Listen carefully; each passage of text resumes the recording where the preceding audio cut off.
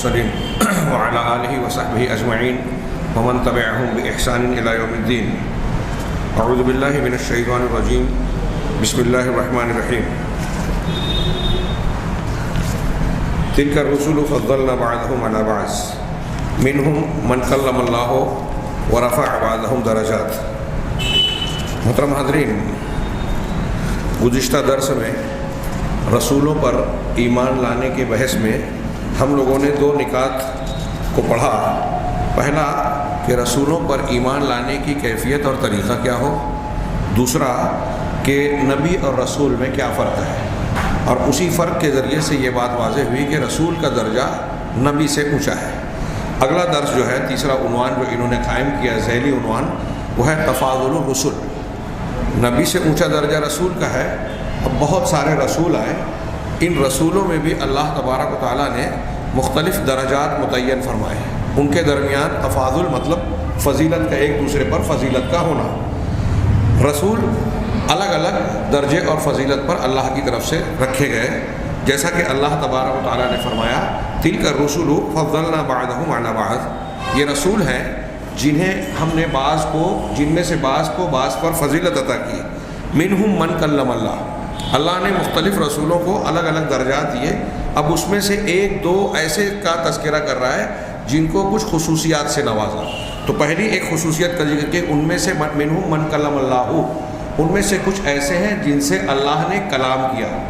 اللہ تبارک و تعالیٰ نے بات کر کے ان کو ایک اعلیٰ ترین شرف سے نوازا. یعنی یہ شرف جس نبی کو اس آیت سے پتہ چل رہا ہے کہ کسی نبی کو دیا گیا، جناب موسیٰ علیہ السلام، اور اسراء اور معراج کے درمیان جناب محمد رسول اللہ صلی اللہ علیہ وسلم کو شرف حاصل ہے تمام رسولوں میں، کلام الہی کا. یہ شرف تمام رسولوں کو نہیں ملا. تو اس کا تذکرہ کر کے گویا اللہ نے بتایا کہ ان میں سے کچھ کو کلام کے شرف سے نوازا، اللہ نے ان سے بات کی. یہ ان کی دوسروں کے مقابلے میں بڑی فضیلت کا گویا نشان ہے. ورفع بعضهم درجات، اور بعض کو مختلف درجات کے ذریعے سے اللہ نے بلند کیا. الگ الگ رسولوں کو الگ الگ درجات سے نوازا. آگے انہوں نے کہا کہ اب ان رسولوں میں جو الگ الگ درجات کے ہیں، سب سے زیادہ فضیلت والے رسول، تمام رسولوں میں سب سے زیادہ افضل رسول اولو العزم من الرسول ہیں. یعنی وہ رسول جن کو اولو العزم کہا گیا، ہمت والا، عزم والا، یعنی ان کا درجہ عزم و ہمت میں زیادہ اونچا ہے. بعض اہل علم نے جو آگے رسولوں کی جو فضیلت یا درجات کو بتایا، تو اس میں ایک پہلو یہ بیان کیا کہ جس رسول کو توحید کے تقاضوں، دعوت و تبلیغ کا کام کرنے اور شریعت پر عمل کرنے کا جتنا موقع ملا، اس کا درجہ اتنا زیادہ اونچا ہوا. جس نے توحید کے اور اللہ کے نازل کیے ہوئے پیغام کے مطابق زیادہ عمل کرنے کا موقع ملا، اس کا درجہ زیادہ اونچا ہوتا گیا. تو اب ان میں سے جو 5 اولو العزم رسول کہلاتے ہیں، کئی اقوال ہیں، ان میں سے یہ مشہور قول ہے اور دلیل کے اعتبار سے اس میں مضبوطی بھی ہے کہ وہ 5 ہیں. ایک نوح علیہ السلام، حضرت ابراہیم، حضرت موسیٰ، حضرت عیسیٰ، محمد علیہ السلام. یہ 5 رسول اولو العزم رسول کہلاتے ہیں. ان 5 رسولوں کا ایک ساتھ تذکرہ قرآن میں 2 جگہ ہے. پہلا سورہ احزاب کی آیت ہے وَإِذْ أَخَذْنَا مِنَ النَّبِيِّينَ مِيثَاقَهُمْ، اور جب ہم نے نبیوں سے ان کا عہد و پیمان لیا. وَمِنْكَ، تمام نبیوں کا عمومی ذکر کیا.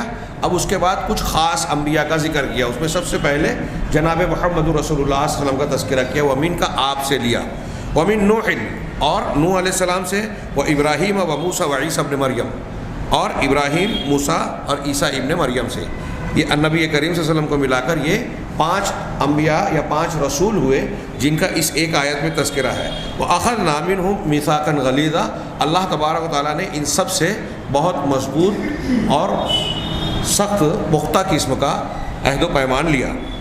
دوسری آیت جس میں ان 5 رسولوں کا اکٹھا تذکرہ ہے، سورہ شورى کی آیت ہے. اللہ نے فرمایا شرع لکم من الدین ما وصى به نوحا والذی اوحینا الیک وما وصینا به ابراہیم وموسیٰ وعیسیٰ، کہ اللہ تبارک و تعالیٰ نے تمہارے لیے دین کو مشروع کیا، بنایا، دین کی تشکیل کی، مذہب اور دین کی شکل دی، مشروع کیا اور وہ اس دین کو جس کی وصیت کی نوح علیہ السلام کو، اور وہ جس کی ہم نے آپ کی طرف وحی کی۔ نوح علیہ السلام کے بعد آپ کا تذکرہ ہے، یہ نمبر 2۔ ابراہیم وما وصینا بہ ابراہیم، اور جس کی وصیت ہم نے کی، اس دین کی احکامات کی جس دین کی وصیت ہم نے کی ابراہیم کو، موسیٰ کو، عیسیٰ اور عیسیٰ کو۔ یہ گویا نوح علیہ السلام، جناب محمد رسول اللہ، اور یہ 5 رسولوں کا تذکرہ اس آیت میں کیا گیا۔ انہوں نے کہا کہ ان تمام رسولوں میں یہ 5 رسول اولو العزم رسول کہلاتے ہیں، ان کا درجہ اونچا ہے۔ اور ان 5 رسولوں میں زیادہ فضیلت خلیلین کی ہے۔ 2 خلیل، خلیلان یا خلیلین کہتے ہیں، 2 خلیل یعنی اللہ تبارک و تعالیٰ نے جن کو اپنی خلت سے نوازا، اپنا خلیل بنایا۔ ایک تو قرآن مجید میں موجود ہے وَاتَّخَذَ اللَّهُ إِبْرَاهِيمَ خَلِيلًا، اللہ نے ابراہیم کو خلیل بنایا۔ اور بخاری مسلم وغیرہ کی حدیث میں ہے ان اللہ اتخذنی خلیلا کما اتخذ ابراہیم خلیلا، اللہ کے نبی صلی اللہ علیہ وسلم نے فرمایا کہ اللہ نے مجھے بھی ویسے ہی خلیل بنایا جیسے ابراہیم علیہ السلام کو اپنا خلیل بنایا۔ خلیل کا معنی ایسا دوست جو انتہائی خالص ہو اور اس کی دوستی میں اس کی محبت میں کوئی مزاحمت اور ٹکراؤ نہ ہوتا، اس سے ایسی محبت ہو کہ ویسی محبت کسی اور سے نہ ہو، اگر اس کی محبت کے بیچ میں کسی اور کی محبت آ گئی تو وہ ٹکراؤ نہ ہو، مزاحمت نہ ہو، بلکہ وہ شکست کھا جائے۔ حضرت ابراہیم علیہ السلام اور جناب محمد رسول اللہ صلی اللہ علیہ وسلم خلیل تھے، ان کی ایسی محبت تھی اللہ سے کہ اس محبت کے بیچ میں انہوں نے کوئی محبت نہیں آنے دی۔ اللہ نے کہا حضرت ابراہیم کو اپنی بیوی اور بچے کو بے آب و گیاہ وادی میں جہاں آج مکہ اور کعبہ ہے وہاں چھوڑا ہے۔ بیوی بچے کی محبت اللہ کی محبت کے آڑے نہیں آئی کہ اللہ کا حکم ماننے سے رک جائے۔ اللہ تعالیٰ نے حکم دیا کہ اپنے بیٹے کی گردن پر چھری چلا دو، ذبح کر دو۔ حضرت ابراہیم علیہ السلام ہم اور آپ جانتے ہیں یہ کر گزرے، مطلب بیٹا بڑھاپے کی اولاد اس کی گردن پر بھی چھری پھیر دی، کس لیے کہ اللہ کا حکم ہے۔ تو یہ گویا اللہ تبارک و تعالیٰ نے جب ان کو خلت سے نوازا تو یہ بتایا کہ دیکھیے بیٹے کی محبت بھی، ان کا امتحان بھی ہوا اور نمونہ بھی پیش کیا کہ بیٹے کی محبت بھی آڑے نہیں آئی۔ نبی کریم صلی اللہ علیہ وسلم بھی خلیل تھے۔ آپ نے ارشاد فرمایا، بخاری مسلم کی حدیث ہے کہ لو كنت متخذا من اہل الارض خلیلا لاتخذت ابا بکر خلیلا، اگر میں اہل ارض میں سے یعنی دنیا والوں میں سے کسی کو اپنا خلیل بناتا، کسی کو اگر اپنا خلیل خالص دوست بناتا تو اہل ارض میں ابو بکر کو خلیل بناتا، ولیکن صاحبکم خلیل الرحمن، لیکن تمہارا یہ ساتھی رحمان کا خلیل ہے، تو چونکہ میں رحمان کا خلیل ہوں اس لیے ابو بکر صدیق کو بھی خلیل نہیں بنایا۔ یہاں ایک بات اور بھی پتہ چلی کہ ایک ہوتا ہے حبیب، محبوب، جس سے محبت کی جائے، اور ایک ہے خلیل۔ اس حدیث سے آیت سے پتہ چلا کہ خلت کا درجہ محبت کے درجے سے اونچا ہے۔ جو خلیل بنایا جائے وہ محبوب یا حبیب سے اونچے درجے کا ہے۔ کیوں؟ اس لیے کہ نبی کریم صلی اللہ علیہ وسلم سے ایک شخص نے پوچھا کہ آپ کے نزدیک سب سے زیادہ پسندیدہ لوگوں میں کون ہے، محبوب کون ہے؟ تو آپ نے کہا عائشہ رضی اللہ عنہا۔ تو آپ نے کہا تو پوچھا گیا کہ وہ تو بیوی ہیں، مردوں میں؟ تو کہا ان کے والد عائشہ صدیقہ رضی اللہ تعالیٰ عنہ کے والد ابو بکر صدیق۔ پھر اس کے بعد آپ سے الگ الگ موقعوں پہ الگ الگ سوالات اور بیانات میں ظاہر ہے کہ آپ بہت سارے تمام صحابہ کرام سے محبت کرتے تھے، تو بیوی آپ کی حضرت عائشہ سب سے زیادہ محبوب اور ان کے والد مردوں میں سب سے زیادہ محبوب۔ تو آپ یہ کہہ رہے ہیں کہ ابوبکر صدیق میرے محبوب ہیں، لیکن آپ ہی یہ کہہ رہے ہیں کہ میرے خلیل نہیں ہیں۔ مطلب محبت کا درجہ انہیں حاصل ہے، خلت کا درجہ حاصل نہیں ہے۔ اس سے پتہ چلا خلت کا درجہ محبت کے درجے سے اونچا ہے۔ تو تمام رسولوں میں اولو العزم رسول سب سے افضل، اور اولو العزم رسولوں میں خلیلین سب سے افضل۔ اب ان 2 خلیل میں تیسرے درجے پر حضرت موسیٰ کا درجہ اہل علم نے بیان کیا۔ ان 2 خلیلوں میں زیادہ فضیلت والا کون ہے؟ ظاہر سی بات ہے، یہ واضح دلیلیں موجود ہیں کہ جناب محمد رسول اللہ صلی اللہ علیہ وسلم، تو آپ کو یہ کلیم اللہ تھے، یہ خلیل اللہ تھے، اور اللہ کے نبی صلی اللہ علیہ وسلم کی جو خصوصیت ہے وہ آپ خاتم النبیین ہیں، تمام نبیوں کے خاتم، مہر اور ختم کر دینے والے، آپ کے بعد کوئی نبی۔ تو آپ کا خاتم النبیین ہونے کی حیثیت سے سب سے اونچا درجہ ہے، آپ کو سید المرسلین بنایا گیا۔ نبی کریم صلی اللہ علیہ وسلم نے واضح طور سے فرمایا انا سید ولد آدم ولا فخر، میں تمام انسانوں کا سردار ہوں، یوم القیامہ بھی ہے ترمذی کی روایت، قیامت کے دن سب کا سردار ہوگا اور کوئی فخر نہیں کرتا۔ اس کی اور بھی دلیلیں ہیں، جیسے معراج کی شب جب آپ پہلے بیت المقدس لے جائے گئے تو وہاں مسجد اقصیٰ میں اللہ کے نبی صلی اللہ علیہ وسلم نے تمام انبیاء کی امامت فرمائی، تو گویا یہ اظہار تھا کہ آپ کو اللہ تبارک و تعالیٰ نے تمام رسولوں سے اونچا درجہ دیا، آپ سب کے امام بنے، سید المرسلین آپ کو کہا جاتا ہے، تمام رسولوں کے سردار۔ یہ نبیوں کے درجات کی بات ہے۔ یہاں انہوں نے اتنا سبق ختم کر دیا اس عنوان کو۔ یہاں ضمناً میں ایک چیز کا ذکر کرنا چاہتا ہوں، ہمارے یہاں بعض لوگ ایسا سمجھتے ہیں کہ بخاری مسلم کی ایک حدیث میں ہے کہ لا تفضلونی علی موسیٰ، اللہ کے نبی صلی اللہ علیہ وسلم نے ارشاد فرمایا کہ مجھے موسیٰ علیہ السلام پر بھی فضیلت نہ دینا۔ اور ایک حدیث میں ہے لا تفضلوا بین الانبیاء، انبیاء کے درمیان ایک دوسرے کی فضیلت نہ دو۔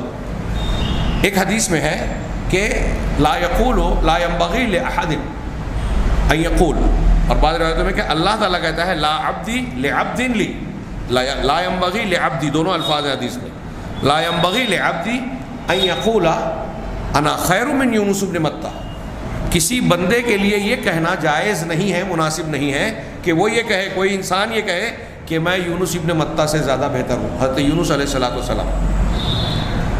اور ایک روایت میں ہے کہ جو شخص یہ کہے کہ میں یونس ابن متہ سے بہتر ہوں وہ جھوٹ بولتا ہے۔ یہ الگ الگ حدیث کے الفاظ ہیں۔ ہمارے یہاں کچھ لوگوں نے یہ مشہور کر رکھا ہے اور عربی میں بھی مشہور کر رکھا ہے کہ اللہ کے رسول صلی اللہ علیہ وسلم کہتے ہیں کہ میں یونس ابن متہ پر بھی مجھے فضیلت نہ دو، یا میں ان سے فضیلت والا نہیں ہوں۔ یہ روایت علامہ ابن ابی العز حنفی شرح طحاویہ میں کہتے ہیں، اور علامہ ناصر الدین البانی نے شرح میں اس پر تخریج کرتے ہوئے کہا کہ اس لفظ سے حدیث میں نہیں جانتا، اس کی کوئی اصل مجھے نہیں معلوم یا کوئی اصل نہیں ہے۔ تو یہ الفاظ نہیں ہیں، لیکن الفاظ یہ ہے کہ مجھے موسیٰ پر فضیلت نہ دو۔ تو اب ایک آدمی جب یہ حدیث سنتا ہے، ہمارے یہاں کچھ لوگوں کو یہ غلط فہمی ہے، تو وہ یہ کہتا ہے کہ نبی کریم صلی اللہ علیہ وسلم کو ہم کہتے ہیں سید المرسلین ہے یا اولو العزم رسولوں کا درجہ دوسرے رسولوں سے اونچا، کہا یہ نہیں کہنا چاہیے۔ وہ ایسا سمجھتے ہیں کہ اللہ کے رسول صلی اللہ علیہ وسلم کی حدیث ہے کہ انبیاء کے درمیان فضیلت مت دو، یا مجھ کو موسیٰ پر فضیلت نہ دو۔ تو ان دونوں کو سمجھ لینا چاہیے، دونوں میں کوئی تضاد، اختلاف اور ٹکراؤ نہیں ہے۔ پہلی حدیث جو بخاری مسلم کی ہے کہ مجھے یوں موسیٰ پہ فضیلت نہ دو، ایک لمبی حدیث ہے، اس کا پس منظر ہے، بیک گراؤنڈ ہے۔ بازار میں خرید و فروختوں کے درمیان ایک یہودی نے یہ جملہ کہہ دیا اللہ کے نبی صلی اللہ علیہ وسلم کے دور میں، زمانہ مبارک میں، جہاں ایک صحابی موجود تھے، تو کسی سے بات کرتے ہوئے اس نے کہہ دیا لا والذی اصطفیٰ موسیٰ علی البشر، کہ نہیں، اس ذات کی قسم جس نے موسیٰ علیہ السلام کو تمام انسانوں پر چن لیا۔ یعنی یہودی کا یہ جملے کا مطلب یہ تھا کہ موسیٰ علیہ السلام کا درجہ تمام انسانوں میں سب سے اعلیٰ ہے۔ تو وہاں موجود صحابی رسول جو تھے انہوں نے سنا، تو اس نے کہا تقول ھذا ونبینا محمد صلی اللہ علیہ وسلم بین اظہرنا، تو یہ بات کہہ رہا ہے جبکہ محمد صلی اللہ علیہ وسلم ہمارے درمیان موجود ہیں۔ اور اسے صحابی رسول نے غصے میں ایک تماچا اس یہودی کو رسید کر دیا، چہرے پر ایک تماچا مار دیا۔ یہودی اللہ کے نبی صلی اللہ علیہ وسلم کے پاس پہنچا اور اس نے کہا کہ مجھے فلاں فلاں نے، ہم آپ کے ذمے اور عہد میں ہیں محمد صلی اللہ علیہ وسلم، اے ابو القاسم ہم آپ کے ذمے میں، اور مجھے فلاں فلاں شخص نے جو ہے میرے چہرے پر تماچا مار دیا۔ آپ نے بلوایا، پوچھا تم نے ان کو تماچا کیوں مارا؟ تو انہوں نے بتایا کہ اللہ کے رسول صلی اللہ علیہ وسلم آپ ہمارے درمیان موجود ہیں، اور اس یہودی نے ایسا ایسا جملہ کہا کہ اس ذات کی قسم جس نے موسیٰ کو تمام انسانیت پر، انسانوں پر چن لیا، ان پر اعلیٰ مقام دیا۔ یہ سننے کے بعد جناب محمد رسول اللہ صلی اللہ علیہ وسلم غصہ ہو گئے، اتنا غصہ ہوئے کہ غصے کے اثرات آپ کے چہرے پر نمایاں ہونے لگے۔ یہ بخاری مسلم کی حدیث کے الفاظ کا میں ترجمہ کر رہا ہوں، چہرے پر نمایاں ہو گئے۔ اور پھر آپ نے لوگوں سے کہا کہ لا تفضلونی علی موسیٰ، تم موسیٰ پر مجھے فضیلت نہ دو، فالناس یصعقون یوم القیامہ، کیونکہ ایسا ہونے والا ہے کہ قیامت کے دن دنیا کے سارے انسان بے ہوش ہو جائیں گے۔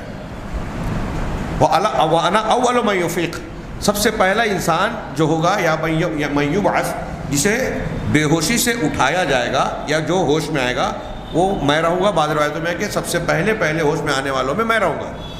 تو میں جب ہوش میں آؤں گا تو میں دیکھوں گا کہ موسیٰ علیہ السلام فأرى موسیٰ آخذا بعرش الرحمن، او کما قال، کہ میں دیکھوں گا کہ موسیٰ علیہ السلام اللہ کے رحمان کے عرش کا پایا پکڑ کے کھڑے ہیں، عرش کو پکڑ کے کھڑے ہیں، اس کا پایا پکڑ کے کھڑے ہیں، بقائمۃ من قوائم العرش کے لفظ ہے۔ تو میں نہیں جان سکوں گا، نبی کریم صلی اللہ علیہ وسلم نے فرمایا کہ میں نہیں جان سکوں گا کہ موسیٰ علیہ السلام دنیا میں جو طور پر اللہ کی تجلی کے وقت بے ہوش ہو گئے تھے، اس بے ہوشی کی وجہ سے آج ان کو بے ہوش نہیں کیا گیا، یا وہ بے ہوش ہوئے تھے اور مجھ سے پہلے وہ ہوش میں آ گئے۔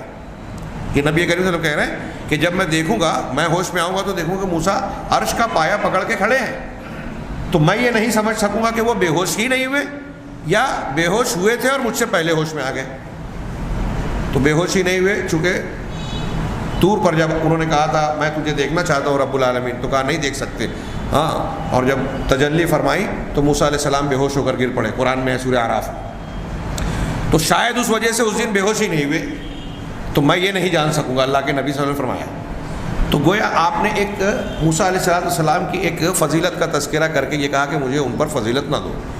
تو اس حدیث کے تناظر میں پس منظر کو دیکھتے ہوئے اہل علم نے کہا کہ انبیاء کے درمیان ایسی فضیلت دینا کہ ایک نبی کے مقابلے میں دوسرے نبی کی، ایک نبی کو کا دوسرے نبی پر فخر ظاہر کیا جائے، فخر، تکبر اور زیادتی کرتے ہوئے کہ میں ان سے افضل ہوں، کوئی فخر اور مباحات کی بنیاد پر کسی کی بڑائی کا اظہار کرنے کے لیے کہے، یا اس کا دوسرا پہلو کہ جس کو کم درجے والا بتایا جا رہا ہے اس کی بے عزتی اور توہین کرنے کے لیے، اس کے اندر خامی اور نقص کا پہلو بتانے کے لیے اگر ایسا کرتا ہے، دو نبیوں کے بیچ میں اس طرح موازنہ کر رہا ہے کہ ایک کی بے عزتی ہو رہی ہو، یہ جائز نہیں ہے۔ دو نبیوں کے درمیان اس طرح موازنہ کر رہا ہے کہ ایک کا فخر اور مباحات کے، حمیت کے طور پر ذکر کر رہا ہو کہ میرے نبی ہیں اس لیے ان کا یہ درجہ ہے، تو اس بنیاد پہ اگر کوئی انبیاء کرام علیہم السلام کے درمیان تفضیل اور تفاضل کا ذکر کرتا ہے تو یہ ناپسندیدہ ہے، جائز نہیں ہے کہ انبیاء میں سے کسی نبی کو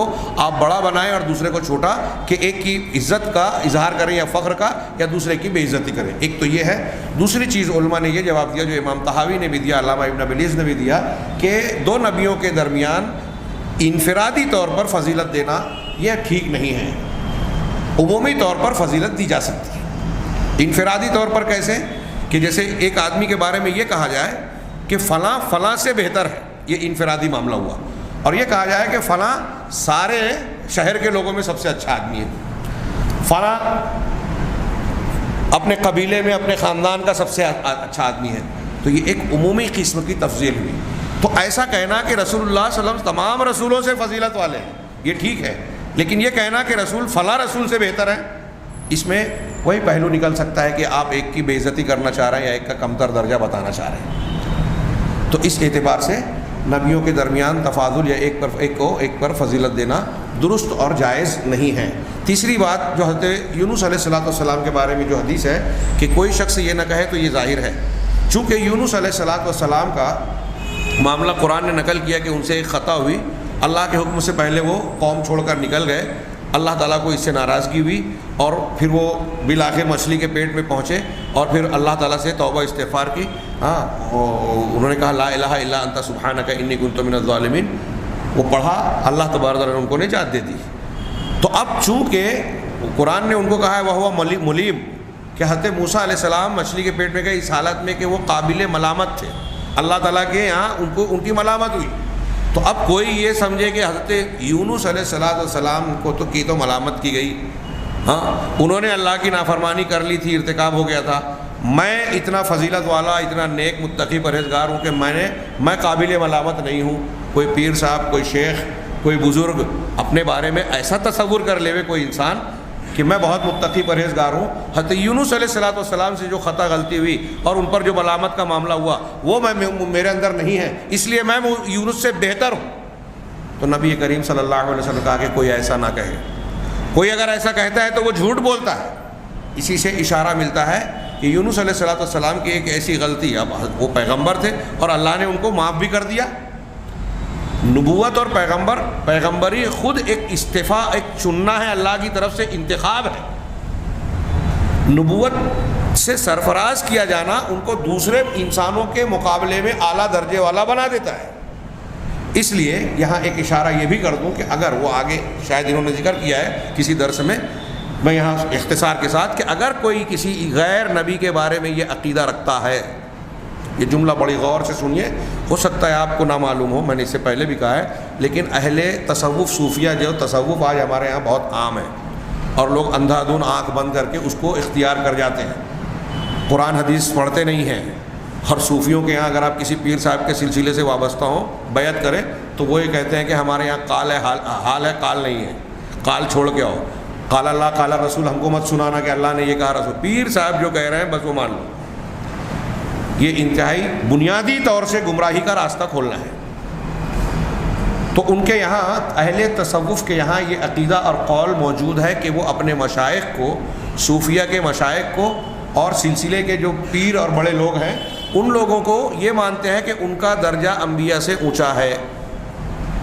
کتابوں میں لکھا ہوا ہے، کوئی میں گڑھ کے یا جھوٹا نسبت کر کے یہ بات نہیں نقل کر رہا ہوں۔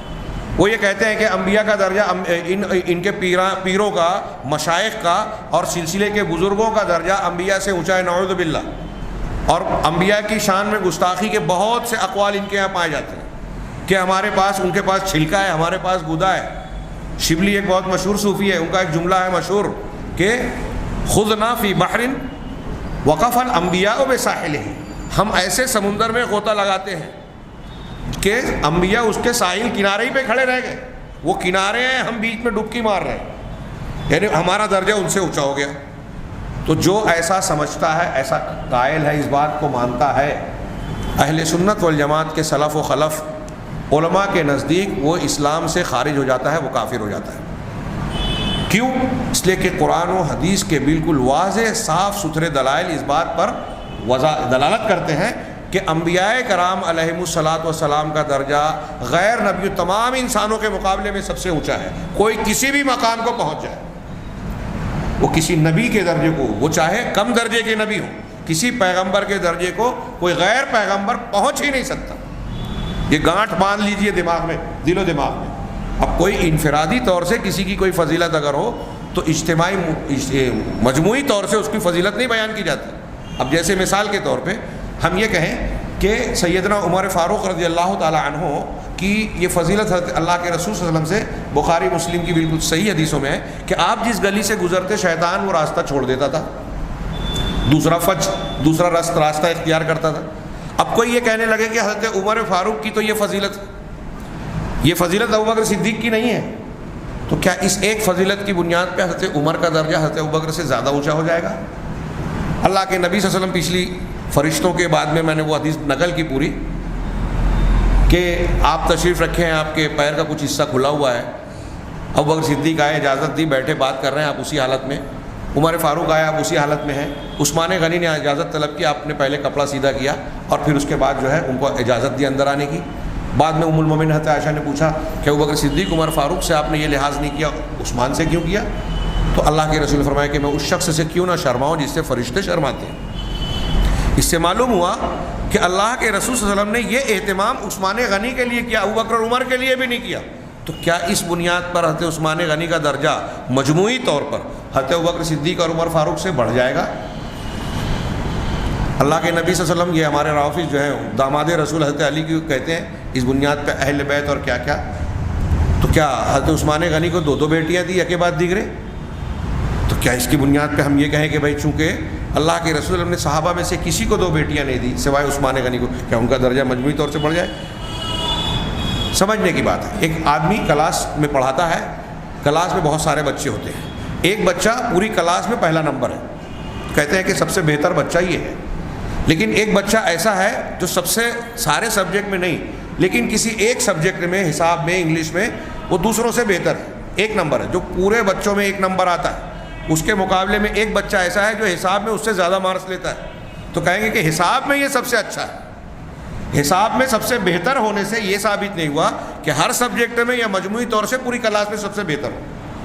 تو ایک ہوتی ہے انفرادی خصوصیت، ایک ہوتی ہے مجموعی خصوصیت۔ تو مجموعی طور سے جب بیان کیا جائے گا فضائل تو اس میں کوئی حرج نہیں ہے، اور اس اعتبار سے جناب محمد رسول اللہ صلی اللہ علیہ وسلم کا درجہ تمام پیغمبروں میں سب سے اعلیٰ ہے۔ اور بعض خصوصیات جو بعض انبیاء کو دی گئی، عام طور سے ایسا آپ پائیں گے کہ نبی کریم صلی اللہ علیہ وسلم کو بھی اس میں شریک کیا گیا. جیسے حضرت ابراہیم کو خلت سے نوازا، کسی اور نبی کو نہیں، لیکن حضرت ابراہیم کے ساتھ جناب محمد رسول اللہ صلی اللہ علیہ وسلم بھی خلیل ہے. حضرت موسیٰ علیہ السلام کلیم اللہ ہے، تو حضرت موسیٰ علیہ السلام کے ساتھ نبی کریم صلی اللہ علیہ وسلم بھی کلیم اللہ ہے. تو آپ کو دیگر انبیاء کی کئی خصوصیات میں شریک کیا گیا، جو ان کا امتیاز ہے دوسروں کے مقابلے میں، اس میں نبی کریم صلی اللہ علیہ وسلم بھی شامل ہے. اور بعض چیزیں ایسی دی گئی نبی کریم صلی اللہ علیہ وسلم کو جو دوسروں کو حاصل نہیں ہے. اور کچھ چیزیں ایسی ہو سکتی ہیں، جیسے یہ موسیٰ علیہ السلام کی قیامت کے دن کی بات جو بتائی کہ اللہ تعالیٰ یہ جب ہوش میں آئیں گے تو پہلے ہی سے حضرت موسیٰ علیہ السلام عرش کا پایا پکڑے ہوئے ہوں گے.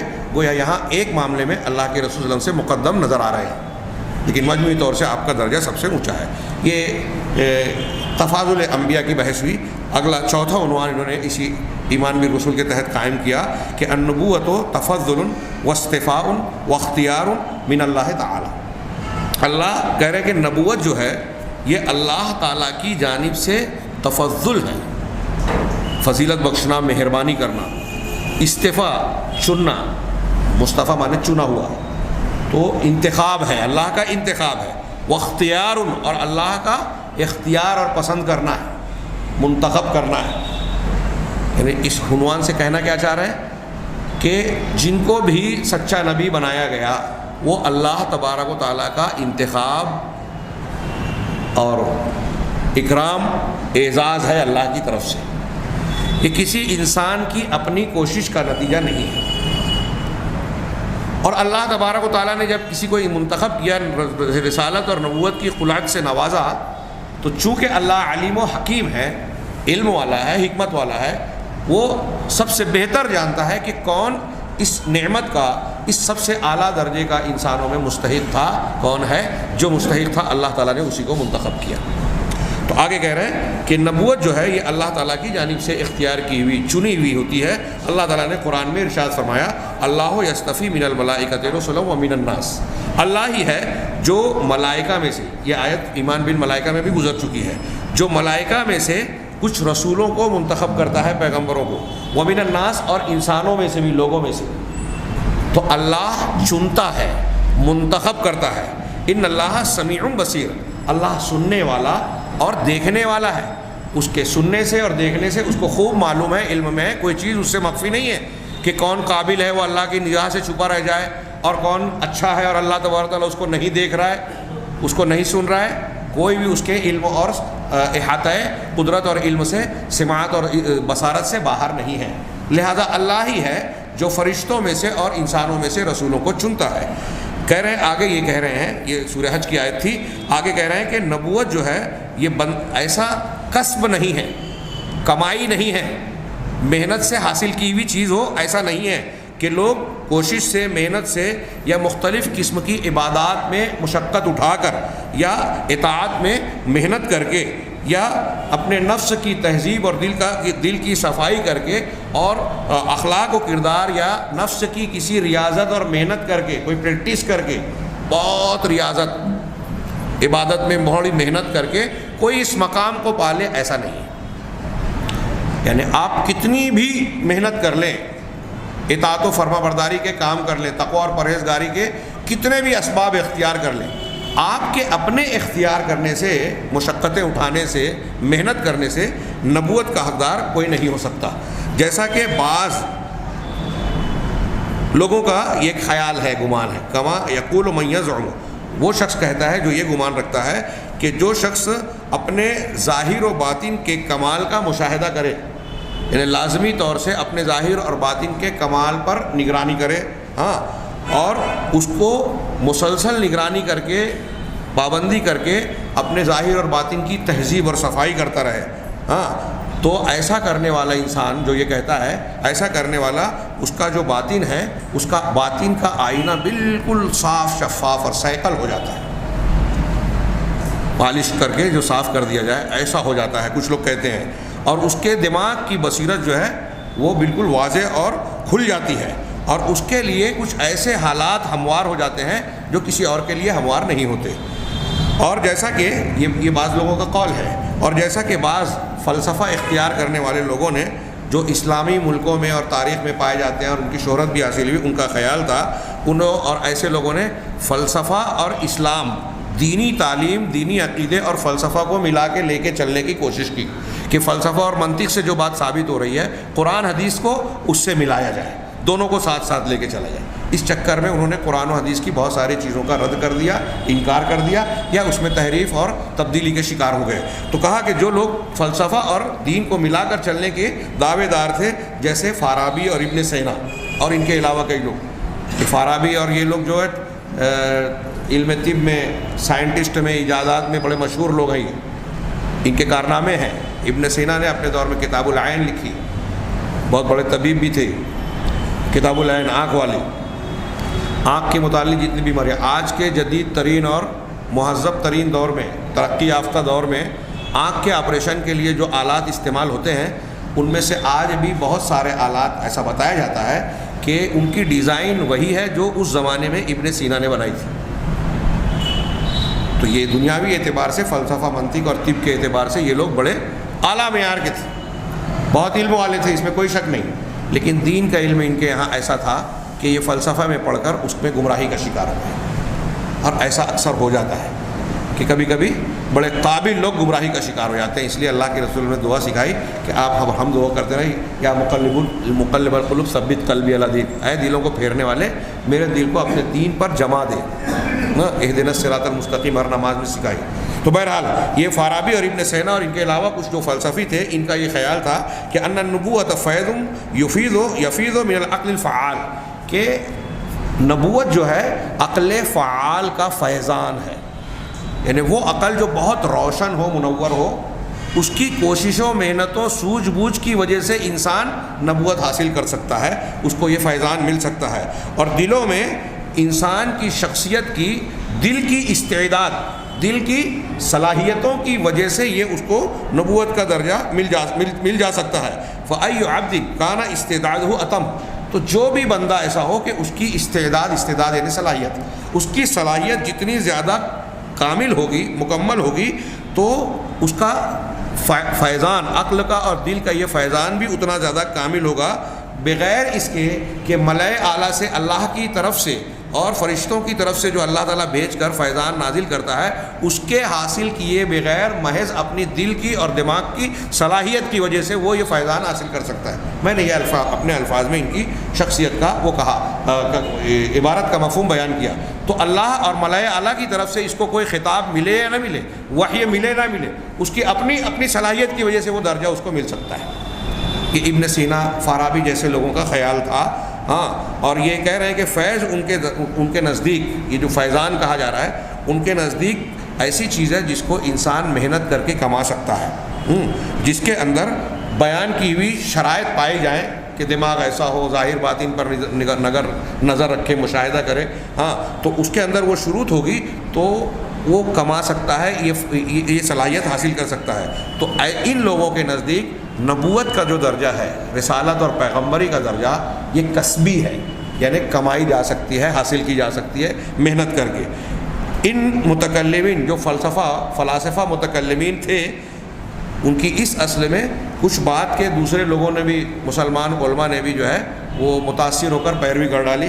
اسی لیے جو ایسے لوگ ہیں، یہ جو پیروی کر ڈالے، اس کی آج کی شکل میں ہمارے زمانے میں اس قسم کی باتیں کرنے والے وہ لوگ ہیں جن کو عرب دنیا آج کل عقلانیین کہتی ہے، اور ہم اپنی زبان میں کہہ لیں عقلیت پسند لوگ، جو ہر چیز کو سائنس اور عقل پہ پرکھنے کی کوشش کرتے ہیں، چاہے کتنی بھی مضبوط قرآن و حدیث کی دلیل ہو، وہ اپنی عقل کے اعتبار سے کہتے ہیں ہماری سمجھ میں نہیں آئے تو نہیں مانتے، تو کچھ نہ کچھ قرآن و حدیث کی تعویل کرتے ہیں، اور ایسے لوگ ہمارے ارد گرد بھی پائے جاتے ہیں۔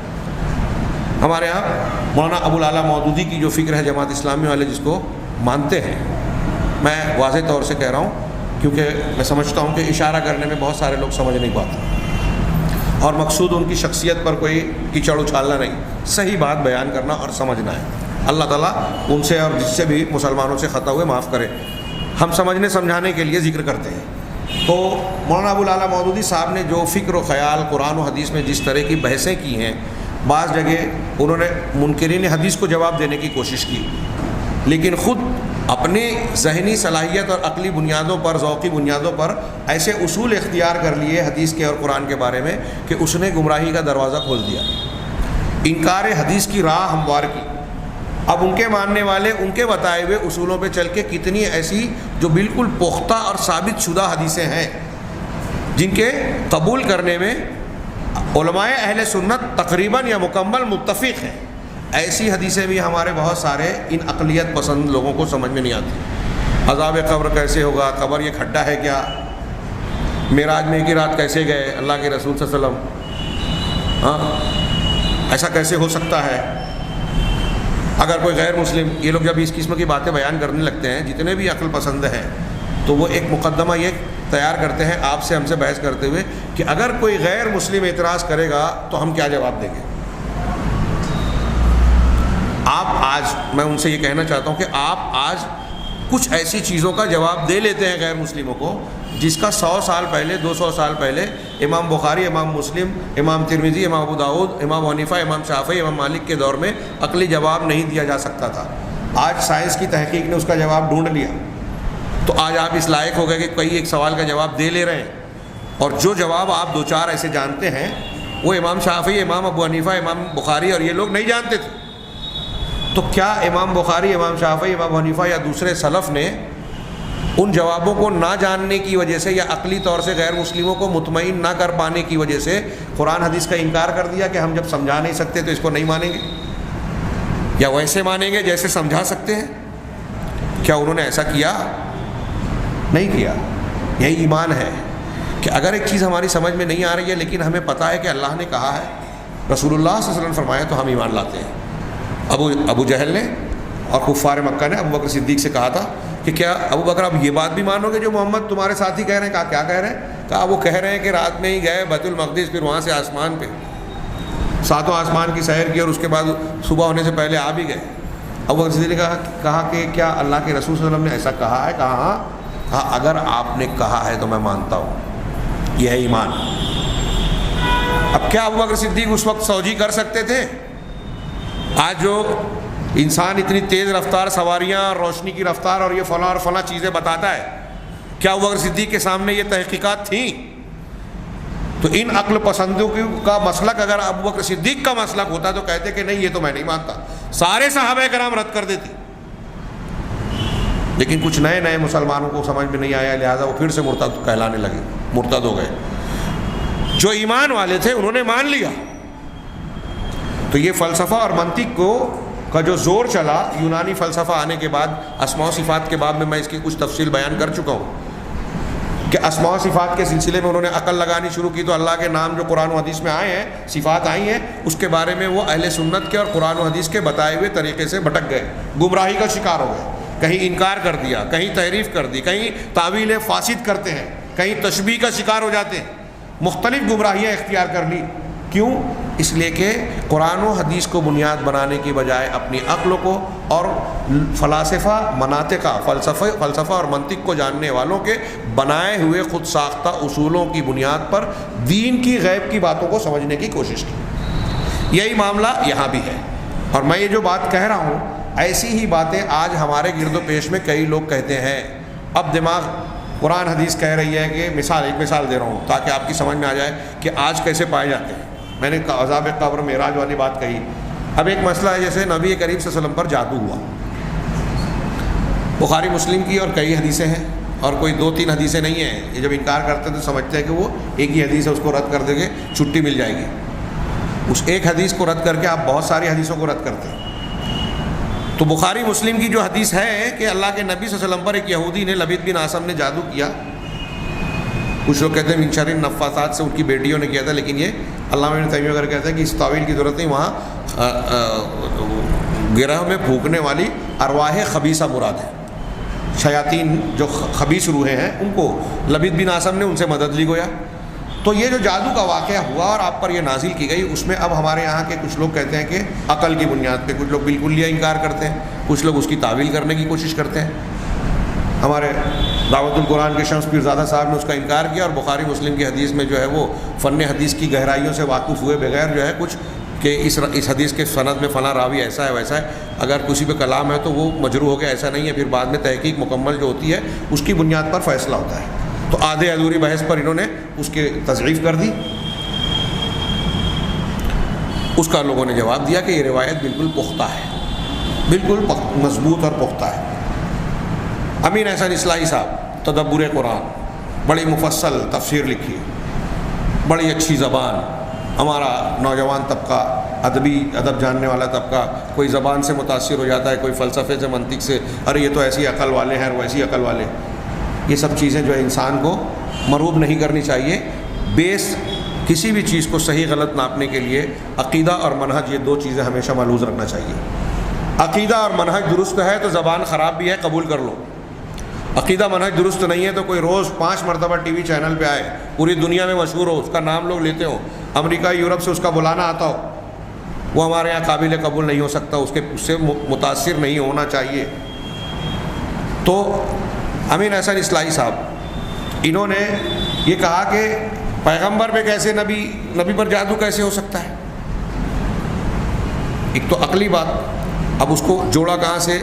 قرآن و حدیث سے دلیل دینے کی کوشش کی تو کیا کہا کہ قرآن میں 2 جگہ اللہ تعالیٰ نے قول نقل کیا کفار و مشرکین کا، ہاں، کہ ان لوگوں نے کہا کہ ان تتبعون وقال الظالمون، ایک سورہ فرقان میں، ایک سورہ اسراء میں، سورہ بنی اسرائیل میں غالباً شروع کے فرق سے، کہ ظالم لوگ یہ کہتے ہیں ان تتبعون الا رجلا مسحورا، نبی کریم صلی اللہ علیہ وسلم کے بارے میں مکہ کی زندگی میں، کہ تم لوگ اتباع نہیں کرتے مگر اس آدمی کی جس پر جادو کیا گیا ہے۔ مسحورا سحر زدہ، سحر زدہ عرب لوگ پاگل کو بھی بولتے ہیں۔ میں ایک یہاں بتا دوں، معتزلی ایک بہت بڑا عالم گزرا زمخشری، اس کی کتاب تفسیر کا کشاف، اس کو مثال میں اہل سنت بھی پڑھتے ہیں، اس لیے کہ اس نے قرآن کی جو عربی کی تعبیرات تفصیلات بیان کی ہے تفسیر میں، عربی کی باریکیاں، زبان کی باریکیاں، وہ بہت شاندار ہے، لیکن وہ تھا معتزلی۔ آج بھی بعض مدرسوں میں پڑھائی جاتی ہے وہ کتاب کشاف للزمخشری۔ زمخشری خالص معتزلی تھا اور عقل پسند تھا، وہ ایسی آیتوں کی اپنے مذہب اور مسلک کے مطابق، معتزلہ کے یہاں عقل نقل سے مقدم ہے، یعنی وہ عقل کو قرآن و حدیث سے آگے مانتے ہیں کہ عقل میں جو بات آنا چاہیے، اور قرآن و حدیث کو عقل کی بنیاد پہ سمجھا جائے گا، جو سمجھ میں نہیں آ رہا ہے اس کی تعویل کی جائے گی، یہ اس کا اصول اور وہ معتزلہ کا اصول تھا۔ اس معتزلی نے بھی اس آیت میں مسحورہ کا معنی مجنونہ کیا ہے، یعنی اس کو بھی یہ معنی غلط نہیں لگا، یعنی کفار یہ کہہ رہے تھے لوگوں سے کہ تم جس رسول کی اتباع کر رہے ہو یہ رجل مسحور یعنی پاگل آدمی ہے، اللہ کے نبی صلی اللہ علیہ وسلم کو پاگل کہنا چاہا۔ اب امین احسن اصلاحی صاحب کہہ رہے ہیں کہ کفار مکہ کہہ رہے تھے کہ آپ پر جادو کیا گیا ہے۔ اب ہم جادو کا جو واقعہ بیان کر رہے ہیں، یہ آیت تو مکہ کی ہے نا، دونوں آیتیں مکہ کی ہیں، اور یہ اعتراض کفار مکہ کا، اور اللہ کے رسول اللہ پر جو جادو ہوا وہ مدینہ میں ہوا، تو جو واقعہ مدینہ میں ہوا اس کو رد کرنے کے لیے مکہ کی آیت کو نقل کر رہے ہیں، نمبر 1۔ اور یہاں مسحور سے مراد سحر زدہ نہیں ہے، اور یہاں یہ بھی کہہ رہے ہیں امین احسن اصلاحی صاحب اور ان کے ہم مشرب کئی علماء یہ لکھتے ہیں، اور ہمارے یہاں کے منکرین حدیث جو اپنے آپ کو قابل سمجھتے ہیں جبکہ ایک دم بالکل بڑے جاہل ہیں، ان سے بڑا جاہل کوئی قرآن و حدیث کا ہے ہی نہیں، وہ یہ کہتے ہیں کہ ارے اللہ کے نبی صلی اللہ علیہ وسلم پر اگر یہ مان لے کہ جادو ہوا تھا تو پھر یہ ہوگا کہ کفار مکہ کا یہ اعتراض صحیح ہو گیا کہ تم تو جادوگروں کی، اور اگر جادو ہوا تھا تو پھر نبوت تو مسئلے میں آ گئی نا، کہ جادو کی حالت میں ہو سکتا ہے آپ کوئی غیر مسلم یہ اعتراض کرے کہ اللہ کے رسول صلی اللہ علیہ وسلم قرآن کچھ بھول گئے ہوں گے، نہیں بتایا، دین اور شریعت کی کچھ باتیں اللہ تعالیٰ نے کچھ بتائی اور انہوں نے کچھ اور بتا دیا، غلط سلط بتا دیا۔ اگر جادو ہوا تھا تو یہ سب ہو سکتا ہے، یہ اعتراض ہو سکتا ہے۔ تو ہم کہیں گے کہ جب کوئی غیر مسلم اعتراض کرے گا تو علماء اسلام اس کا جواب دے لیں گے اور دیتے رہے ہیں، کوئی ایک اعتراض بھی قرآن و حدیث پر، رسول پر ایسا آج تک نہیں آیا جس کا جواب اہل علم نے، دنیا علم نے نہ دیا ہو، اور منہ توڑ، دندان شکن، چپ کرنے والا جواب نہ دیا ہو، یہ اچھی طرح جان لیجیے، اور قیامت تک یہ ہوتا رہے گا۔ کوئی بھی اعتراض آ جائے، کچھ لوگ جواب نہ دے سکیں ایسا ہو سکتا ہے، لیکن سب لوگ نہ دے سکیں ایسا نہیں ہو سکتا، یہ یقینی بات ہے۔ اللہ تعالیٰ نے باطل کو آگے اور پیچھے سے آنے سے محفوظ رکھا ہے قرآن و حدیث کو، قرآن کو۔ تو بہرحال ہم یہ کہنا چاہ رہے ہیں، ان کا جواب میں یہ کہنا چاہ رہا ہوں کہ انہوں نے کہا کہ جادو اگر ہو تو نبوت کو پر اعتراض اٹھے گا، تو ان کا ایک جواب تو یہ ہے کہ کہ اللہ کے رسول صلی اللہ علیہ وسلم بھولتے تھے کہ نہیں بھولتے تھے؟ نسیان آپ کو ہوتا تھا کہ نہیں؟ میں آپ لوگوں سے پوچھ رہا ہوں، ہوتا تھا؟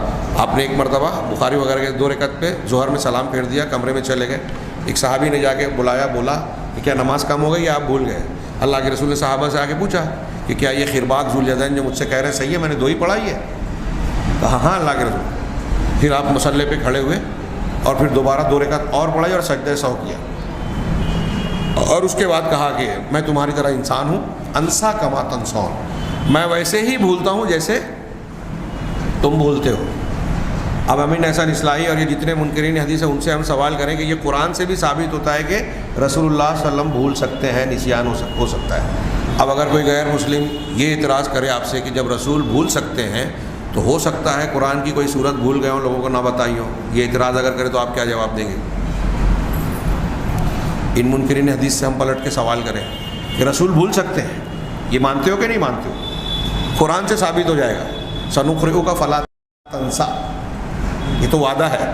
لیکن اس آیت کے ضمن میں یہ بھی پتہ چلا کہ اللہ کے رسول یہ کیا ہے، لا تحرک بہ لسانک لتعجل بہ ان علینا جمعہ قرآن فاذا قرأناہ فاتبع قرآن۔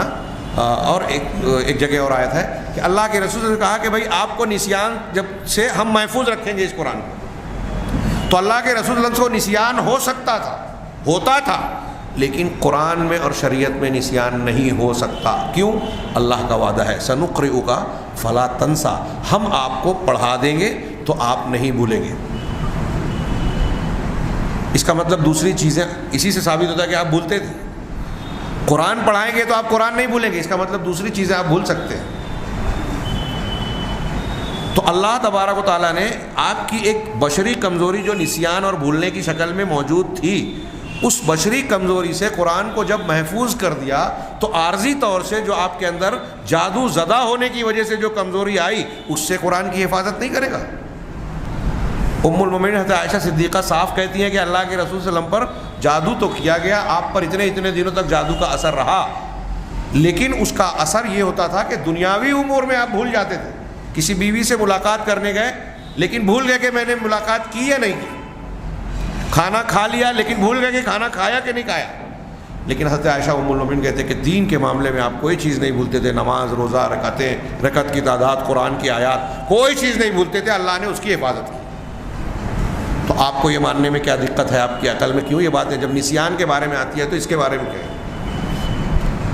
امین احسان اصلاحی صاحب نے اعتراض کیا کہ نبوت کے ساتھ جادو ہونا ذرا سمجھ میں نہیں آتا، تو لوگوں نے اعتراض کیا کہ نبوت، چلو اللہ کے نبی صلی اللہ علیہ وسلم پر آپ اعتراض کر رہے ہو، قرآن میں تو حضرت موسیٰ علیہ السلام کا تذکرہ ہے نا، جب فرعون نے جادوگروں کو بلا کر مقابلہ کروایا اور کہا کہ یہ جو موسیٰ تم دلیلیں پیش کر رہے ہو یہ جادو کی قسم سے ہے، ہم بھی جادوگروں کو بلاتے ہیں، تم کو شکست دے دیں گے، ختم ہو جائے گی بات ہی۔ یوم الزینا کو اکٹھا ہوئے، جادوگر سامنے آئے، جادوگروں نے پوچھا ہم ڈالیں یا آپ پیش کریں گے؟ تو کہا تم القوا ما انتم ملقون، جو تم کو پیش کرنا ہے پیش کرو، القا کرو۔ ہاں، تو انہوں نے اپنی لاٹھیاں رسیاں ڈال دی، سینکڑوں ہزاروں کی تعداد میں تھے، تفسیر میں الگ الگ روایتیں۔ تو اللہ تعالیٰ نے سورہ طٰہٰ میں قرآن میں کہا، قرآن میں اللہ کہہ رہا ہے فَإِذَا حِبَالُهُمْ وَعِصِيُّهُمْ يُخَيَّلُ إِلَيْهِ مِنْ سِحْرِهِمْ أَنَّهَا تَسْعَىٰ، یہ قرآن کی آیت ہے۔ فَإِذَا حِبَالُهُمْ وَعِصِيُّهُمْ، تو اچانک ان کی رسیاں اور ان کی لاٹھیاں، حبال حبل کی جمع، عصیہم عصا کی جمع، ان کی رسیاں اور لاٹھیاں، یخیل الیہ، ان کی طرف خیال گزرا، کن کی طرف؟ ایک دم لفظی ترجمہ کر رہا ہوں کہ قرآن سے کیا ثابت ہوتا ہے آپ سمجھ لیں۔ موسیٰ کو یہ خیال گزرا، کچھ لوگ کہتے ہیں کہ موسیٰ کو خیال گزرا تھا، حقیقت میں ایسا نہیں تھا، اس لیے جادو نہیں ہے۔ تو ہم یہ ان سے کہیں، علامہ ابن تیمیہ نے کہا کہ یہ ایک چیز ہے، جو چیز ہے آپ اس کے علاوہ مجھے دکھا دیں، چاہے وہ نہ ہو۔ اب یہ پین ہے، یہ پین ہے، مجھے رسی دکھنے لگے، یہ پین ہے، مجھے لکڑی دکھنے لگے، ہاں آپ انسان ہیں، کوئی جانور دکھنے لگے، تو میری آنکھ پہ ایسا اثر ہو جائے کہ آپ انسان ہی ہیں لیکن مجھے دکھ رہے جانور۔ علامہ ابن تیمیہ نے کہا کہ یہ بھی جادو ہے، یہ بھی جادو ہے۔ اور اللہ تعالیٰ نے بتایا کہ قرآن نے سورہ اعراف میں یہاں تک کہا اللہ تعالیٰ نے کہ فجاؤ بسحر مبین کہا یا عظیم کہا؟ عظیم، کہ بہت بڑا جادو، سحروا بہا اعین الناس، جس سے انہوں نے لوگوں کی نگاہوں کو سحر زدہ کر دیا. اب وہ نگاہ فرعون کی بھی تھی, وہ نگاہ موسیٰ علیہ السلام کی بھی تھی. اور یہاں اللہ تعالیٰ, جو میں آیت کا ابھی ترجمہ پورا نہیں ہوا, کہ ان کی لاٹھیاں, ان کی رسیاں اور لاٹھیاں, یخیل الیہ, ان کو یہ خیال گزرا, ہاں, من سحرہم, قرآن کا لفظ ہے, یہ میرا نہیں ہے, کسی مولوی کا نہیں ہے, ان کے جادو کی وجہ سے قرآن کہہ رہا ہے کہ موسیٰ علیہ السلام کو ایسا لگا, ایسا خیال گزرا, انہا تسعی, کہ وہ دوڑ رہے ہیں, یعنی لاٹھیاں رسیاں دوڑ رہی ہیں, ایسا لگا. ایک منکر سے گفتگو کرتے ہوئے میں نے کہا کہ سانپ کی طرح, وہ کسی نے کہا سانپ, کہا قرآن میں سانپ کہاں ہے؟ لاٹھی رسی دوڑتی نظر آئیں گی تو کیسی لگے گی؟ توریت انجیل میں ہے سانپ, چلو ٹھیک ہے سانپ نہیں, دوڑتے ہوئے لگے, قرآن نے کہا. تو اب یہ ظاہر ہوا کہ نہیں کہ موسیٰ علیہ السلام, اور اتنا ہی نہیں, آگے اللہ تعالیٰ قرآن میں کہہ رہا ہے فَأَوْجَسَ فِي نَفْسِهِ خِيفَةً موسیٰ, اسی سورۃ طٰہٰ کے اگلی آیت میں, آگے آیت کے آگے حصے میں کہہ رہا ہے, تب اللہ جب دوڑتے ہوئے نظر آئے موسیٰ کو لاٹھیاں رسیاں, تو موسیٰ نے اپنے دل میں خوف محسوس کیا. موسیٰ علیہ السلام ڈر گئے. ایک نبی, اگر ایسا نہیں تھا, میں ابھی یہاں جتنے لوگ بیٹھے ہیں, ہاں, کئی سو لاٹھیاں ڈنڈے اگر ڈال دوں یہاں, تو آپ ڈرنے لگیں گے؟ لاٹھی ڈنڈے سے آپ کو ڈر لگے گا؟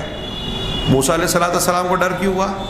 جو پیغمبر فرعون کے دربار میں کھڑے ہو کر پورے درباریوں کے سامنے فرعون کی آنکھوں میں آنکھیں ڈال کر رب اعلیٰ کا دعویٰ کرنے والا فرعون, اس کو دعوت دے رہے ہیں, ایسے بہادر انسان لاٹھی رسی سے ڈریں گے؟ اور یہ ڈرنا, یہ فطری خوف, ایک اچانک کوئی چیز ہو جاتی ہے تو کوئی بھی انسان کتنا بھی بہادر ہو چونک جاتا ہے, ڈر جاتا ہے, یہ اس فطری خوف میں آتا ہے. موسیٰ علیہ السلام بزدل نہیں تھے, یہاں وہ ڈر جو فطری ڈر ہوتا ہے وہ مراد ہے. تو موسیٰ علیہ السلام, اللہ تعالیٰ قرآن میں کہہ رہا ہے کہ ڈر محسوس ہوا, تو اس سے ثابت ہوا کہ نہیں کہ جادو کا اثر ہوا موسیٰ علیہ السلام پر. قرآن کی اس آیت سے ثابت ہوا کہ موسیٰ علیہ السلام کو بھی لاٹھیاں ڈنڈے دوڑتے نظر آئے, اور موسیٰ علیہ السلام پر اثر یہ ہوا کہ وہ دل میں ڈر گئے. جادو کا اثر ہوا کس پر؟ پیغمبر پر. تو اب جو لوگ کہتے ہیں کہ نبوت اور پر جادو کا اثر نہیں ہو سکتا, ان کی بات قرآن سے رد ہوئی کہ نہیں ہوئی؟ اب امین احسن اصلاحی بھی چالاک آدمی تھے, عالم تھے, تو انہوں نے اس کا جواب دینے کی کوشش کی کہ یہ جو آیت سے ثابت ہوتا ہے کہ حضرت موسیٰ علیہ السلام پر اثر ہوا, تو یہ چند لمحات کے لیے تھا, کچھ دیر کے لیے, کچھ لمحوں کے لیے حضرت موسیٰ پر جادو کا اثر ہوا, مستقل نہیں تھا, لمبا نہیں تھا. تو علماء نے امین احسن اصلاحی صاحب سے سوال کیا, یا ہم سوال کرتے ہیں کہ آپ کہتے ہیں کہ اگر نبی پر جادو ہوگا تو یہ نبوت کی شان کے خلاف ہے اور کفار کو اعتراض کا موقع ملے گا, اور یہاں آپ کہہ رہے ہیں کہ نبی پر جادو ہوا کچھ لمحوں کے لیے, تو آپ کہیں اصول اور دلیل کی بنیاد پر یہ بتائیے کہ کتنی دیر جادو کا اثر ہوگا تو نبوت کی شان کے خلاف ہے, اور کتنی دیر نہیں ہوگا, کتنی دیر کا ہونا نبوت کی شان کے خلاف ہے, اور کتنی دیر کا ہونا شان کے موافق ہے. آپ کوئی لمٹ بتا سکتے ہیں کہ اتنی دیر اثر ہوا تو کوئی بات نہیں, اتنی دیر ہوا تو نبوت پہ اثر آ جائے گا؟ اگر 5 منٹ ہو سکتا ہے تو 5 گھنٹے میں کیا دقت ہے, 5 گھنٹہ ہو سکتا ہے تو 5 دن میں کیا دقت ہے؟ آپ کو سمجھ میں کیوں نہیں آتا؟ تو میں ایک مثال دے رہا تھا یہ کہ دیکھیے, قرآن سے حدیث سے بالکل جو چیز ثابت ہے اس کو بلا وجہ غیر مسلم اعتراض کرے گا, تو جو لوگ غیر مسلموں کا جواب دیتے ہیں ان علماء کی تحریر آپ پڑھ لیں, آپ کی سمجھ میں آ جائے گا. اور نہیں سمجھ میں آتا ہے تو آپ خاموش رہیں, جس چیز کا معلوم نہیں ہے, علم نہیں ہے, وہاں بولنے کی ضرورت نہیں ہے. جاہل ہوتے ہوئے جب آپ بولیں گے تو غلط سلط بات بولیں گے. تو ضروری نہیں ہے کہ ایک آدمی ایک معاملے میں بہت بڑا عالم ہے تو دوسری بات میں بھی جو ہے صحیح بات بولے. تو بہرحال یہ عقلیت پسندی کا جو طریقہ لوگوں نے اختیار کیا, جیسے فارابی اور ابن سینا کا تذکرہ ہو رہا تھا, ایسا طریقہ موجودہ دور کے بھی عقل پسند اور عقلیت پسند لوگ اختیار کرتے ہیں. اور یہ لوگ جتنے لوگ, ان میں صاحب کتاب نے بڑی ایک سادے میں بڑی پتے کی بات کہی کہ انہوں نے جب ایسا اختیار کیا تو ان کا علم, انبیاء سے علم لینے کا طریقہ ان کا کمزور پڑ گیا. دیکھیے یہ نتیجہ, جب آپ عقل اور فلسفے کی بنیاد پر دینیات کی چیز کو اور ایمانیات کی چیز کو ماننے لگے, اور آپ نبوت اور پیغمبری کی شان میں بھی اپنی عقل لگانے لگے, تو آپ کا ایمان مضبوط ایمان نہیں ہوا اگر مانتے بھی ہیں تو اب نبی سے علم اخذ کرنے کے طریقے میں ان کے یہاں کمزوری آ گئی. خاص طور سے جن چیزوں میں نبوی تعلیمات کی جن چیزوں کو انہوں نے اپنی عقل کی وجہ سے معارضہ کیا، ٹکراؤ کیا کہ یہ بات عقل میں نہیں آتی، یہ حدیث عقل میں نہیں آتی، وہاں تو یہ رد کر دیتے ہیں، شریعت کو اخذ ہی نہیں کرتے۔ اب ہم دیکھیے، ہم مانتے ہیں کہ اللہ کے نبی صلی اللہ علیہ وسلم پر جادو ہوا، قرآن حدیث سے معلوم ہے۔ اللہ تعالیٰ نے آپ کو دو من شر النفاثات فی العقد کہ گرہ میں، گانٹھ میں پھونک مارنے والیوں کے شر سے۔ اگر گانٹھ مارنے کا کوئی شر، کوئی اثر نہیں ہوتا تو اللہ تعالیٰ یہ دعا کیوں سکھاتا؟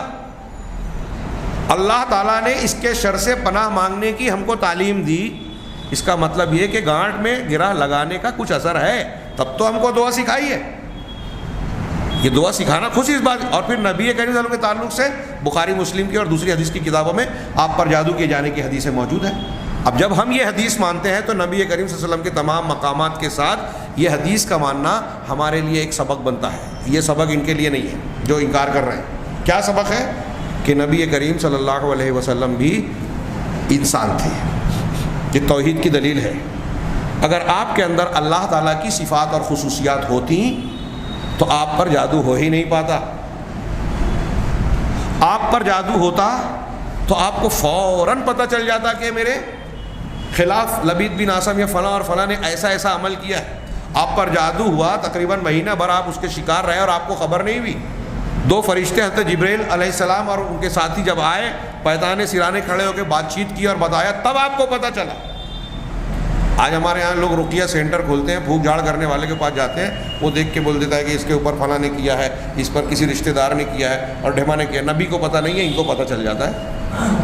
یہ چیزیں سمجھنے میں آسانی ہو رہی ہے نا اس حدیث کی بنیاد پر۔ اور اللہ کے نبی صلی اللہ علیہ وسلم پر جادو ہوا، یہ گویا اس لیے بھی ہے کہ امت میں آنے والے لوگ قیامت تک یہ دماغ میں رکھیں کہ کسی پر آسیب جادو ٹونا ہو سکتا ہے تو وہ وہی طریقہ اختیار کرے جو جناب محمد رسول اللہ صلی اللہ علیہ وسلم کا نمونہ ہے۔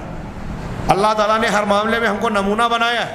اب اگر آپ کو یہ لگتا ہے کہ آپ کے گھر میں شیطان ہے، جن ہے، کسی نے آپ کے خلاف جادو کر دیا ہے، کوئی آپ کو ستا رہا ہے، فلاں اور فلاں اور فلاں آپ کو مصیبت ہے، تو آپ کون سا طریقہ اختیار کریں؟ اگر یہ جو الٹی سیدھی یہ گاڑ دو، وہ لٹکا دو، ہاں، اور فلاں چیز سے یہ دھو لو، وہ لٹکا کے وہ پی لو، اس قسم کے عمل اگر درست ہوتے، تعویذ گنڈا لٹکانا، فلاں چیز کو ٹانگنا اور فلاں قسم کا برتن اور فلاں چیز، یہ دنیا کے جو اعمال آج لوگ اختیار کرتے ہیں، اگر ان چیزوں میں سے کوئی چیز شرعی اصول کے مطابق درست ہوتی تو رسول اللہ صلی اللہ علیہ وسلم اس کا بھی نمونہ پیش کر دیتے۔ یہ بیماری اور یہ پریشانی امت کو آنے والی تھی، ایسا ہو سکتا تھا، اس لیے اللہ تعالیٰ نے خود آپ کو شکار بنایا۔ اگر کوئی دوسرا بھی ہوتا تو اتنا زیادہ ہمارے لیے سبق آموز نہ ہوتا جتنا خود نبی کریم صلی اللہ علیہ وسلم۔ اب یہاں ہمارے منکرین حدیث سوال کرتے ہیں، ارے آپ لوگوں نے حدیث بیان کی کہ جس گھر میں سورہ بقرہ پڑھ جائے وہاں شیطان نہیں آتا، جادوگروں کا اس پہ بس نہیں چلتا، تو کیا اللہ کے رسول صلی اللہ علیہ وسلم سورہ بقرہ پڑھتے نہیں تھے کیا؟ پھر آپ پر کیسے اثر ہو گیا؟ یہ قرآن کو قرآن اور اس طرح سے بیان کر کے بعض باتوں کو رد کرنے کی کوشش، ایک دم کھلی ہوئی بات ہے، کھلی ہوئی بات ہے۔ ہم کہتے ہیں کہ ایک آدمی قتل کر سکتا ہے، ہاں، آپ کو میں ابھی ایک تماچا مار سکتا ہوں، یہ ہم کہہ سکتے مار سکتا ہوں، یہ جملہ بول سکتا ہوں کہ میں یا آپ مجھے ایک تماچا مار سکتے ہیں، لیکن پھر آگے میں یہ جملہ بولتا ہوں کہ اگر اللہ نہ چاہے تو آپ طاقت رکھتے ہوئے بھی مجھے نہیں مار سکتے، تو یہ غلط ہے کیا؟ ارے ابھی تو آپ کہہ رہے تھے کہ میں مار سکتا ہوں اور ابھی کہہ رہے ہیں کہ اللہ چاہے تو مار سکتا ہوں، یہ دونوں میں اختلاف ہے، ہمارے ایمان کا حصہ ہے دونوں۔ اللہ نے ہم کو تماچا مارنے کی طاقت دی ہے، ڈاکٹر کو علاج کرنے کی طاقت دی ہے، لیکن ڈاکٹر کے علاج سے شفا یا کسی انسان کا تماچا مارنا اسی وقت ہوگا جب اللہ چاہے گا۔ اب اللہ تعالیٰ نے سورہ بقرہ کی یہ فضیلت بتائی، معوذتین کی یہ فضیلت بتائی، فلاں فلاں کا یہ عمل بتایا، قرآن کا کوئی بھی حصہ شفا بتایا، لیکن اگر اللہ کے رسول اللہ پر جادو ہوا، یہ اللہ کی مشیت تھی، اللہ کو نمونہ بنانا تھا، اللہ تبارک و تعالیٰ امت کے سامنے کئی چیزیں پیش کرنا چاہتا تھا اور اس کی یہ مشیت ہوئی، لہٰذا ایسا ہوا۔ اگر ایک آدمی کو کہا گیا کہ فرشتے وہ، جیسے وہ ایک آدمی نے کہا تھا نا، شاہ اسماعیل شہید نے کہا، کچھ لوگ الٹا بھی استدلال کرتے ہیں عقل سے۔ شاہ اسماعیل شہید نے تقریر میں ایک مرتبہ بیان کیا کہ جس گھر میں کتا ہو، گھنٹی ہو، بے نمازی ہو، اس گھر میں فرشتے نہیں آتے۔ تقریر کے بعد ایک صاحب، قابل صاحب نے کہا ان سے کہ اب تو میں گھر میں کتا بھی رکھوں گا، گھنٹی بھی رکھوں گا، روز بجاؤں گا اور نماز بھی نہیں پڑھوں گا۔ کہا کیوں؟ کہا آپ نے کہا کہ فرشتہ نہیں آئے گا، تو کہا پھر؟ کہا جب فرشتہ آئے گا نہیں، میں گھر ہی میں رہوں گا تو میں مروں گا ہی نہیں نا، کیونکہ فرشتہ تو روح نکالنے کے لیے تو فرشتہ ہی آتا ہے نا. تو جب میرے گھر میں گھنٹی، کتا اور یہ چیزیں رہے گی تو وہ آ ہی نہیں پائے گا، میری روح نکال ہی نہیں پائے گا، میں مروں ہی نہیں. تو شاہ اسماعیل نے برجستہ ہنس کے کہا کہ جیسی نیت ویسی برکت، جیسی روح ویسے فرشتے. تو اب کیا اس طرح مان لیں کہ کافروں کو تو بہت سے لوگوں کو مرنا ہی نہیں چاہیے تھا نا ٹائم پہ، کیونکہ ان کے گھروں میں کتے ہوتے ہیں اور کیا کیا ہوتا ہے وہ چیزیں جس سے فرشتے گھر میں نہیں جاتے. تو کچھ استثناء، ایکسیپشن اللہ کی مشیت اور اللہ تبارک و تعالیٰ کے فیصلوں سے جڑی ہوئی چیزیں ہوتی ہیں. ایک عمومی بات ہوتی ہے، ایک خصوصی باتیں ہوتی ہیں، ان میں ٹکراؤ نہیں مانا جاتا. خیر، تو بات تھوڑی سی طویل ہو گئی، لیکن چونکہ یہ اہم تھی اور دماغ میں بٹھانے والی کہ جن لوگوں نے یہ طریقہ اختیار کیا انہوں نے نبوت میں کمزوری اختیار کی. اب آپ ان کو دیکھیں گے کہ وہ علم میں، ہدایت میں، شریعت کو اخذ کرنے میں ان کے یہاں بہت کمزوری پائی جائے گی. وہ سنتوں سے، یہ جو لوگ فلسفہ، منطق اور عقل کی بات کرتے ہیں نا، وہ علم میں، عمل میں آپ کو ہمیشہ پیچھے نظر آئیں گے. ان کے یہاں روحانیت آپ کو نظر نہیں آئے گی، کم دکھے گی دوسروں کے مقابلے میں. بلکہ بعض علماء کہتے ہیں کہ جو فلسفہ اور منطق پڑھانے والے بڑے بڑے علماء جو گزرے ہیں، بڑے بڑے، ان کے مقابلے میں ایک دیہات میں رہنے والا عام مسلمان جو ہے وہ یقین میں، روحانیت میں اس سے بہت اعلیٰ نظر آئے گا. یہ کوئی غلط بات نہیں ہے. کچھ واقعات بیان کرتا میں آگے بڑھ جاتا ہوں، وقت زیادہ ہو گیا ہے، بات کو ختم کروں. تو کہا انہوں نے وہ یہ ایسے راستے پر اور ایسے مسلک میں داخل ہو گئے ایسے لوگ عقلیت کی بنیاد پر جو دین اختیار کرتے ہیں کہ ہدایت اور علم سے بہت دور چلے گئے. ہاں، عقلیات اور ذوقیات کے نام پر ہدایت، علم، روحانیت سے بہت دور چلے گئے، اور جو شخص ان راستوں پر چلا وہ بہت دور کی گمراہی میں چلا گیا. نتیجہ انہوں نے بیان کیا کہ نتیجہ یہ نکلتا ہے کہ یہ کہنا کہ نبوت کسبی چیز ہے، کوئی انسان محنت کر کے، مشقت اٹھا کے نبوت حاصل کر سکتا ہے، یہ باطل قول ہے جسے اللہ تعالیٰ کا یہ قول رد کرتا ہے کہ وَإِذَا جَاءَتْهُمْ آیَةٌ قَالُوا لَن نُؤْمِنَ حَتَّىٰ نُؤْتَىٰ مِثْلَ مَا أُوتِیَ رُسُلُ اللَّهِ. اللہ تعالیٰ نے فرمایا کہ جب ان کے پاس اللہ کی کوئی نشانی آتی ہے، کوئی معجزہ، کوئی دلیل آتی ہے، تو وہ کہتے ہیں کہ ہم ہرگز ایمان نہیں لائیں گے، ہم اس پر ایمان نہیں لائیں گے، مگر اسی وقت ایمان لائیں گے جب ہم کو بھی وہی چیز دی گئی ہے جیسے اللہ کے رسولوں کو دی گئی ہے. تو جو رسول کو معجزہ، نشانی دی گئی ہے، ویسی نشانی، معجزہ ہم کو بھی دیا جائے. اللہ کے رسول پر قرآن نازل ہوا تو ہم پر بھی نازل ہو. ہاں، آپ کو جو دیا گیا وہ ہم کو بھی دیا جائے، تب ہم ایمان لائیں گے. یہ کہتے ہیں ایسا. تو اللہ نے آگے ان کا رد کرتے ہوئے کہا اللہ اعلم حیث یجعل رسالتہ. اللہ خوب جانتا ہے کہ وہ اپنی رسالت کو کس پر کہاں رکھتا ہے، یعنی کس کو رسول بنانا ہے، اپنی رسالت کا ذمہ دار کسے بنانا ہے، کس کو چننا ہے، اللہ خوب جانتا ہے. وہ تم سے مشورہ نہیں کرے گا. تم بتاؤ گے اللہ کو کہ فلاں کو نبی بناؤ، یا تم بولو گے کہ اس کو بنائے تو مجھے بھی بناؤ. تو اللہ خوب جانتا ہے. تو اللہ خوب جانتا ہے، تو جس کو جانتا ہے کہ نبوت کا اہل ہے اسی کو اس نے نبوت سے نوازا. دوسری آیت انہوں نے نقل کی جو میں نے ابھی پہلے پڑھی تھی، اللہ یصطفی من الملائکۃ رسلا ومن الناس. اللہ ملائکہ میں سے کچھ لوگوں کو رسول بناتا ہے اور لوگوں میں سے بھی، انسانوں میں سے بھی. بس نبوت جو ہے اللہ تبارک و تعالیٰ کی جانب سے استفاء ہے، اختیار ہے، چننا ہے، منتخب کرنا ہے. وہ اپنی، جو اللہ تعالیٰ اپنی حکمت اور علم کے مطابق کرتا ہے، جو اس کے لائق ہوتا تھا اللہ نے اسی کو نبوت سے نوازا. یہ بندے کی جانب سے کسب اور کمائی نہیں ہوتی. اور اس میں کوئی شک نہیں ہے کہ انبیاء کرام علیہم الصلاۃ والسلام کچھ خصوصیات سے جو ہے خاص ہیں، جو کچھ فضیلتوں کے ساتھ خاص ہیں، جس کو اللہ تبارک و تعالیٰ نے دوسروں کے مقابلے میں کسی نبی کو کوئی خصوصیت عطا فرمائی ہے، لیکن اس طریقے پہ نہیں یہ خصوصیت دی ہے جیسا کہ یہ فلاسفہ اور مناطقہ کہتے ہیں. یہاں یہ درس مکمل ہوا. اگلی فصل انشاءاللہ آئندہ درس میں ہوگی جس کا عنوان دلائل النبوہ ہے، نبوت کے دلائل. یہ بہت ہی دلچسپ، مفید اور اہم اس میں بحثیں، نکات انشاءاللہ آئیں گے. میں چاہوں گا کہ اس کو بھی آپ اسی طرح پابندی سے شریک رہ کے بغور سماعت فرمائیں، اور اللہ تبارک تعالیٰ سے دعا بھی کریں کہ اللہ تبارک تعالیٰ اس کو جاننے سمجھنے میں، ہمارے علم میں برکت عطا فرمائیں، اور اس ایمان کا اثر ہمارے عمل پر ہو، اس کے ذریعے سے دنیا اور آخرت میں ہم کو فائدہ ملے. وآخر دعوانا الحمدللہ رب العالمین.